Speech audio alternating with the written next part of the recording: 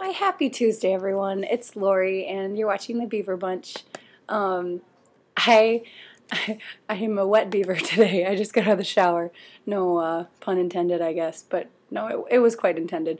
Anyway, thank you all so much for your advice and your, to me, I met the family this weekend. My girlfriend was in town, and it was wonderful, and I met her family, and they were great.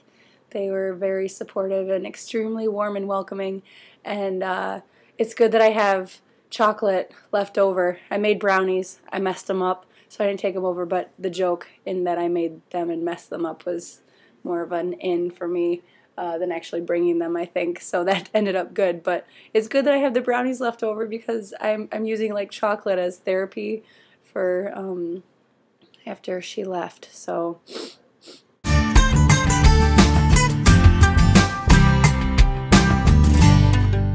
So this week's topic is it sounds like there's a 16-year-old lesbian who's dating a 17-year-old. They've been dating for a while, and the other girl is not acknowledging the relationship. And what's really funny about this topic is that it definitely could have been like my girlfriend at the time writing in about me, because I would totally not even acknowledge it in public. I think I even went a step further, and I probably like not taunted. People knew that we were friends, but like I would tease her, and like I just said I wasn't gay. I didn't even say I was bi. I said it was just you, but really it just started with her, for me. And I'm not saying that you have to classify yourself or label yourself. Maybe this girl isn't sure enough to do that, and maybe it's experimental, or maybe she's just coming into what is her. But she's got to do that, and before she can feel comfortable in public, she probably has to feel comfortable about it in private. So just keep that in mind, and just be understanding, because everyone goes through a different journey to discover who they are. And looking back and hearing that, it kind of broke my heart, because I felt like I made someone feel that way one time. But I know that she understands, and we both, looking back on it now, like we see that we did that for a reason, and we felt those things for a reason, and I loved her, and I cared enough to stop doing that. So it's like that was really hard for her, because she's like, well, what the heck, you're like kissing me and holding my hand and cuddling with me like when nobody's around, but then you treat me completely different and don't even acknowledge that you have feelings for me when other people are around.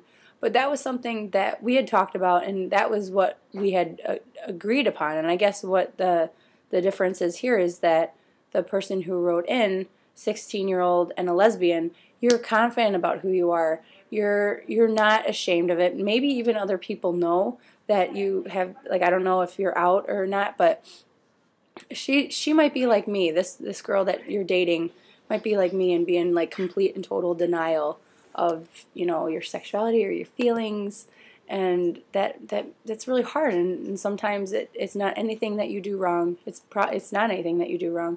It's probably just her inability to accept who she is, and maybe she's just not as confident as you are, but maybe that's something that you could even like help her with. And, Rachel, it's okay. It might be something that you'd be able to Thank you. That made it all better. I think that was her apologizing for singing, which you should never apologize for, by the way. Okay. Maybe this is something that you could help her with, or if it's something that is making you feel badly and you having bad feelings about yourself, or maybe feeling guilty about whatever, like maybe it's something that you should talk to her about. And I think that Jess kind of talked about that yesterday. But or maybe you're having this idea like go big or go home, and maybe she's going home and you want to go big, so you gotta work it out. You gotta figure out what's good for you. But I really identify with this other person, and it's like you gotta do what you gotta do to feel safe and feel comfortable, and everyone comes out when they need to and when they feel like they can, or when somebody forces them out, which isn't cool, so don't do that either. But that's nice that you're respecting her enough not to blow up and make a big public scene and really embarrass her or out her. So that's big of you. So maybe just talk about it. And know that maybe if this isn't a relationship that you think is healthy or something that you want to be in, you know for the future, you know for the next person that you date. So that's always good, because sometimes it's good to make the mistakes now for the person that you end up with in the future. That's nice. That's a nice thought. Work it out so that you can feel good and feel happy and proud. So, yeah.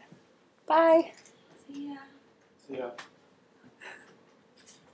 But good luck, and I hope that you can make it what you want it to be, because it's what you're a part of, so you have a say in it. And it's not like she's the only one in it. So if you have needs that are not being met, you need to let her know, because that's what a relationship is.